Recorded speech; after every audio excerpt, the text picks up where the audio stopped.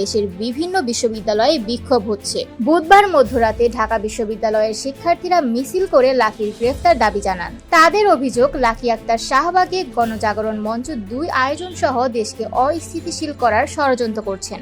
তারা দ্রুত তাকে গ্রেফতার করে জিজ্ঞাসাবাদের দাবি করেছেন।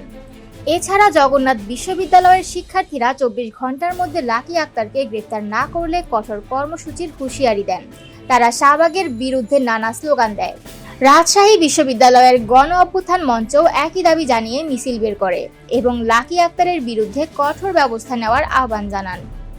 লাকি আক্তার সম্প্রতি ধর্ষণ ও আইন শৃঙ্খলা পরিস্থিতির অবনতির প্রতিবাদে মশাল মিছিলে অংশ নিয়েছিলেন এবং ১৫ মার্চ শাহবাগে গণমিছিলের ডাক দেন।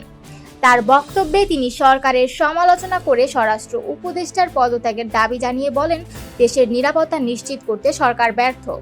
চট্টগ্রাম বিশ্ববিদ্যালয়েও লাকি আক্তারের গ্রেফতার দাবি তুলে বিক্ষোভ মিছিল হয়েছে। শিক্ষার্থীরা শাহবাগের ষড়যন্ত্র রুখে দেওয়ার সংকল্প ব্যক্ত করেন। আন্দোলনকারীরা বলেন, শাহবাগের নাম ব্যবহার করে রাজনৈতিক ফায়দা লোটার সুযোগ দেওয়া হবে না।